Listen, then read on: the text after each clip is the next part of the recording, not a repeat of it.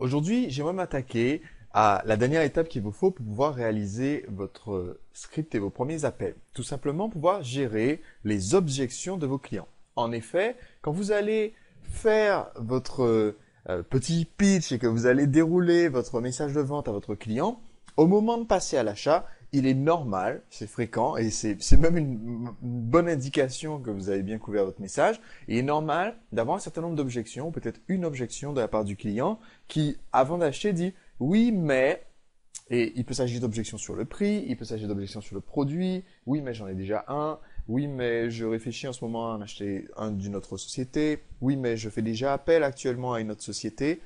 Ce genre d'objection peut surgir régulièrement quand vous essayez de passer à l'acte d'achat.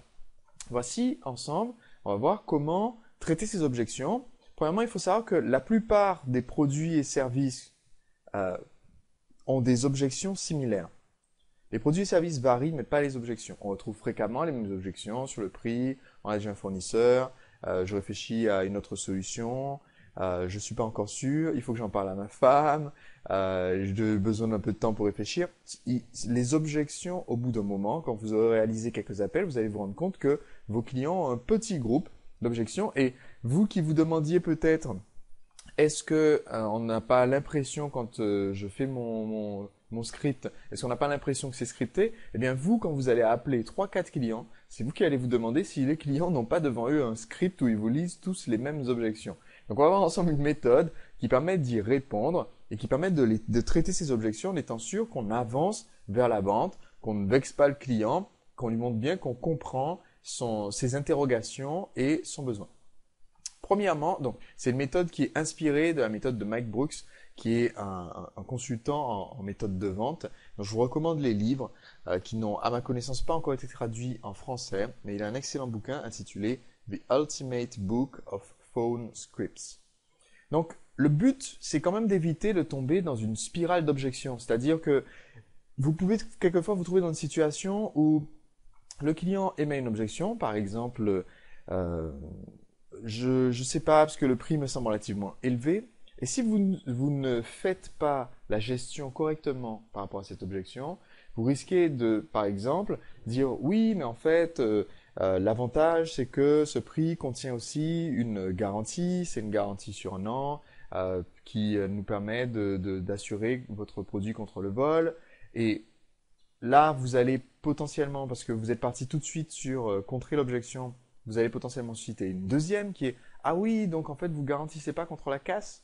Et là, vous vous retrouvez encore à nouveau à devoir gérer une autre objection et ainsi de suite. Donc, le but de cette méthode, c'est de permettre de gérer la situation de crise en, premièrement, montrant au client qu'on l'a compris.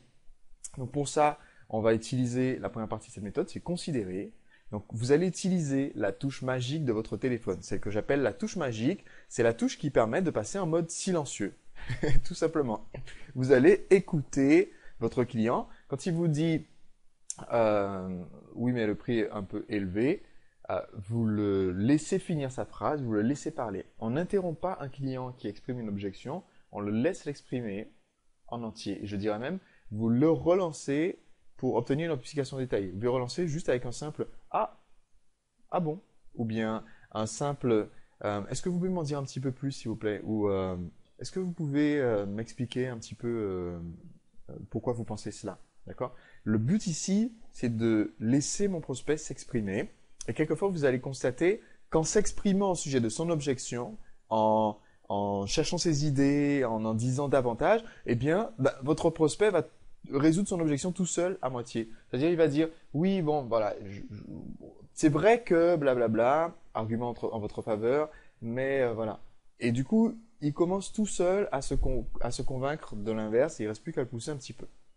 Donc, une fois que ce prospect a exprimé son objection, il ne faut surtout pas passer tout de suite dans une phase où vous allez essayer de contrer l'objection en disant oui mais non, vous avez tort, vous avez mal compris, c'est pas du tout comme ça que ça marche. Parce que là, vous vous mettez dans une situation d'opposition et vous risquez de le braquer.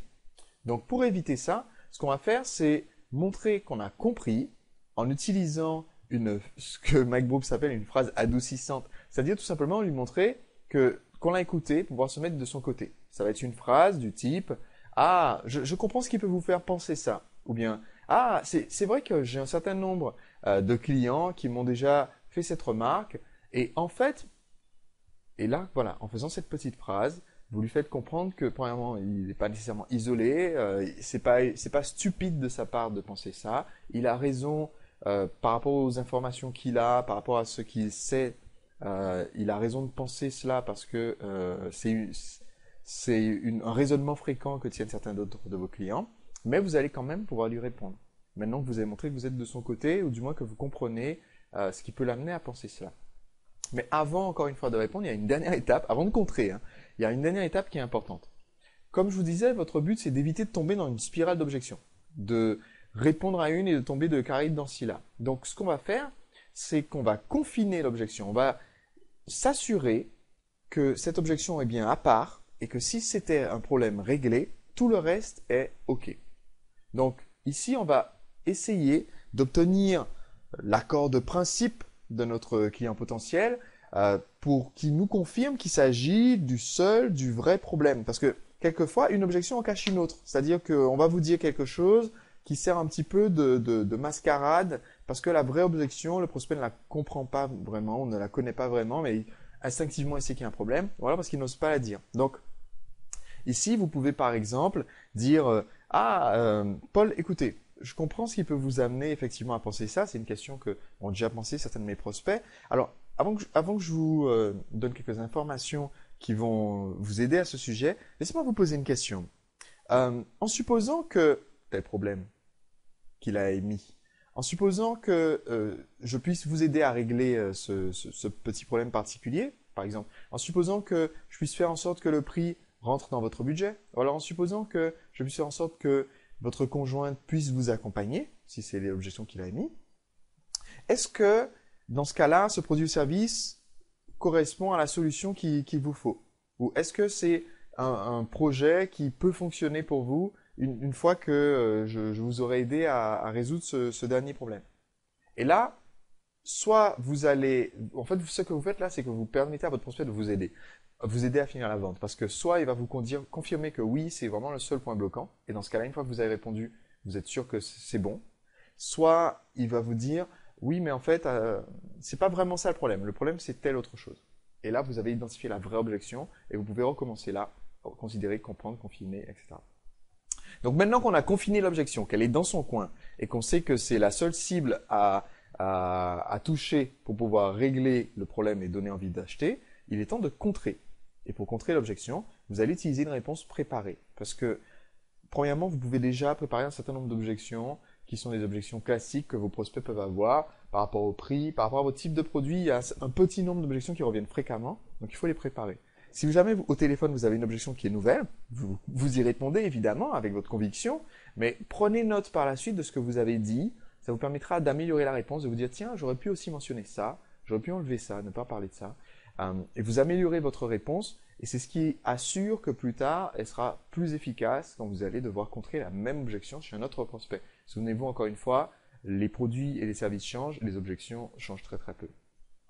Donc, une fois que vous avez répondu à cette objection, il est important de ne pas trop parler, de ne pas continuer à parler, ce qui risque de susciter d'autres objections.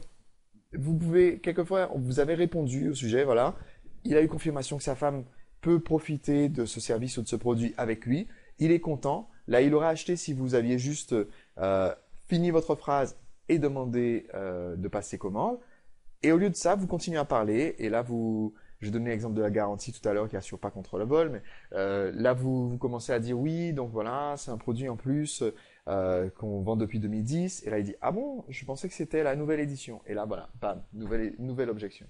Donc très important, dès que vous avez contré, vous confirmez, vous assurez qu'il a bien entendu, qu'il a bien compris la réponse et que ça répond bien à ce problème. Donc quand vous avez fini de répondre à cette objection précise, vous ne parlez pas davantage, vous dites juste voilà, est-ce que vous voyez un petit peu en quoi ça peut vous aider? Voilà, est-ce que vous comprenez maintenant l'intérêt de ce produit? Voilà, vous confirmez juste que c'est bon. Donc vous évitez à tout prix de trop parler. Et quand il dit OK, étant donné qu'il dit OK, l'objection, j'ai obtenu ma réponse, et qu'il a dit plutôt, quand vous avez confiné, que c'était la seule objection pour l'achat, maintenant il est temps de conclure la vente. Donc c'est maintenant que vous passez à l'acte d'achat et que vous dites, ok, donc maintenant je souhaiterais qu'on confirme ensemble la commande, comme ça vous pouvez recevoir votre produit dès aujourd'hui ou dès la semaine prochaine.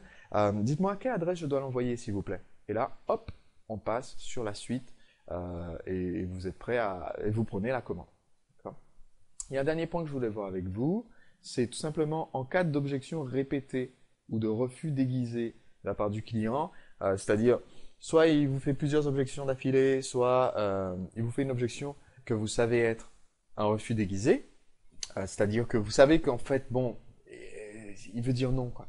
Il vous dit, voilà, écoutez, je dois y réfléchir, mais vous sentez dans le ton de la voix que c'est pas parti pour être un achat, c'est juste une façon gentiment de vous dire non.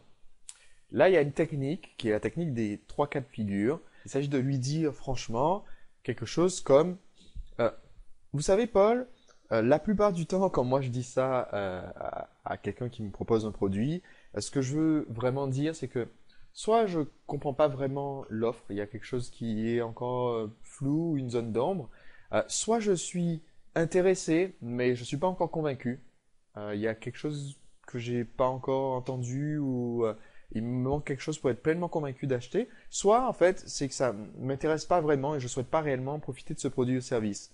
Euh, Quelle est la situation pour vous? Dans lequel de ces 3 cas de figure vous vous trouvez? Et en fait, en posant cette question très directement à mon prospect, je lui permets de m'indiquer tout simplement vers quoi je dois m'avancer. Si c'est une des 2 premières solutions, je sais que euh, ça nécessite un peu plus de clarté et on peut soulever l'objection parce qu'il va me dire oui, voilà, en fait, j'ai pas vraiment compris tel truc, ou alors je suis pas vraiment convaincu parce que. Et s'il souhaite pas profiter de ce produit ou service, ben, il va me le dire et comme ça, je perds pas de temps. C'est très simple, hein, une des techniques les plus importantes de la vente par téléphone, c'est d'apprendre à filtrer pour ne pas passer trop de temps avec des clients qui n'ont pas l'intention d'acheter. Donc ça vous permettra d'obtenir la réponse et de savoir tout de suite si vous devez filtrer et passer au suivant et le remercier et lui dire voilà, merci pour votre franchise.